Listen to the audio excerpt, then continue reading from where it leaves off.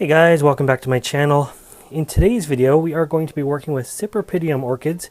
They are a temperate slipper orchid. They live outside here, and it is the beginning of summer. They finished blooming now, and it's time to start repotting some of these guys and actually getting them ready for winter. I like to do this while I still have some leaves on them, so there's something to hold on to, because when they go dormant, they just have the little tiny rhizomes under the soil, and there's not much to work with. So this is a good time of year. The new tubers have just probably started to produce next year's growth now that they're going to finish flowering, or that they have finished flowering. And these leaves here are going to start to die back shortly. So I think now is the time to do it. We're going to be working with one of these three today. The one in the blue pot there on the end. I've had it for a few years. It's just time to repot it. I may or may not upsize the pot. And then these two little guys, they are new this year. They probably don't really need to be repotted at this point, but being I keep these guys in pots outside all year, I don't want, the 4-inch pot is a lot more vulnerable to freezing and that sort of thing. So I'm going to up it to a 5 or a 6-inch pot, just like that tan one there. Matches a hot tub perfectly. And that way they're just going to be a little bit more secure for the winter time. Plus, then I know exactly how fresh the media is, what the roots look like at this current point, and we can go from there. What I'll quickly do is show you where they came from. We'll go over here. For the summer care, I actually just dig a little trough and bury them into the ground there. You can see the trough full of turfus material. That's for drainage. There's a blue pot and a black pot on either side. This is where those three came from. By actually digging them into the ground and just leaving them up by about 1 inch, I make sure that the roots stay nice and cool all summer long. This is a very shaded garden here. Has a few other orchids in as well, blue poppies, lots of ferns as you can see, and is very densely covered from the sun. So that's where they live after they finish blooming. Ignore the kids' toys there. Alright, so these are the materials that I'm going to be working with today. And I put these in the tray in about the ratios that I'm going to use. First ingredient is peat moss. Second ingredient is a product called turfus. It is a baked clay. It holds water but allows for good drainage.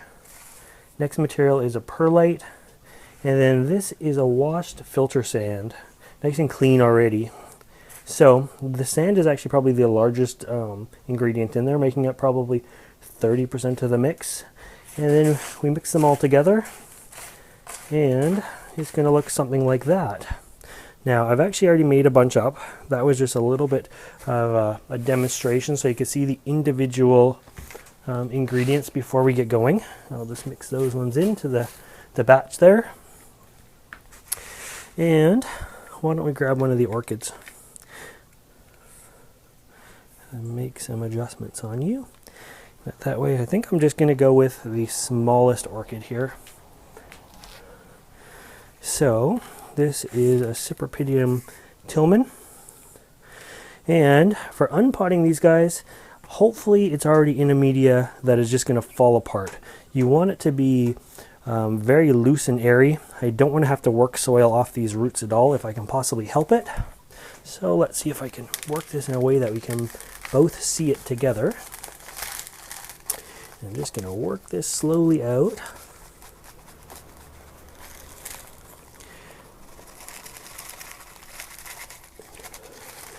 There we go. And so you should just be able to basically drop it, and it's going to expose all the roots and everything for us already, which it basically did, so that's good. It's got a nice healthy root system. You can have a close-up there. I can see at least one new corm starting to grow there.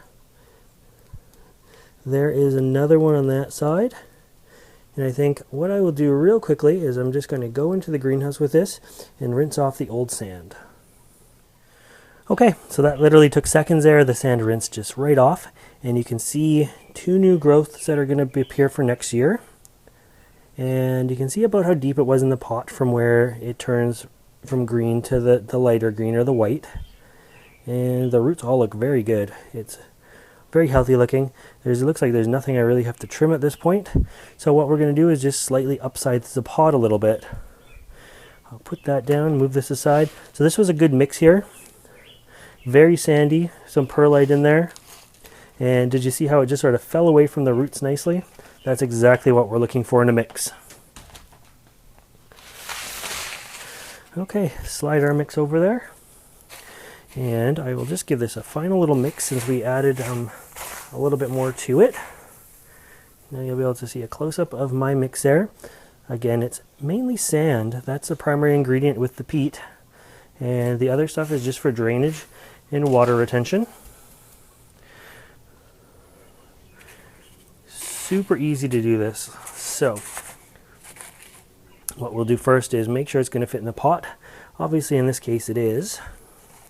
Hold it where we want it to be. Now the media right now is dry. We'll have to give it a good watering after.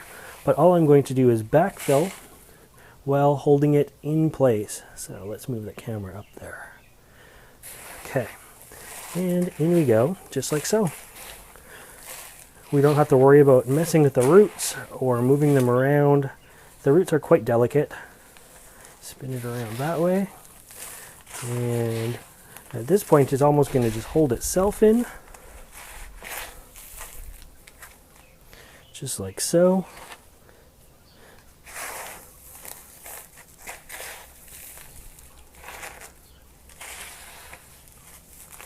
And there we go. That Cypripedium is repotted. Should be good in there for at least a couple years or until it outgrows it. Hopefully that's what comes first. But anyways, now I'm going to go give it a good watering. We want to make sure these guys are always moist in the summertime. As for the wintertime, I put them under cover here so I can control if they get wet or not wet. Our West Coast BC winters are nice and wet. By the time the leaves die down, the tubers have no way to get rid of any moisture, and the tubers are designed to suck up moisture even when they're dormant. So if you have a constantly wet mix with no leaves to transpire the water back out, it is going to go rotten for you. Where these guys naturally are from, it gets a little bit colder than it does here in most cases, and in the winter it gets very, very dry, so they aren't able to suck up any water in those tubers because the water itself is frozen, but not the case here on the West Coast. So I'm going to put that tag back in. Off camera, I'll make sure I write the date that was repotted on it and give it a good watering. So I hope you like this video on repotting Cypripedium orchids. If you want to see more videos like this, updates on these guys in the springtime, make sure you subscribe to my channel. And as always, thanks for watching.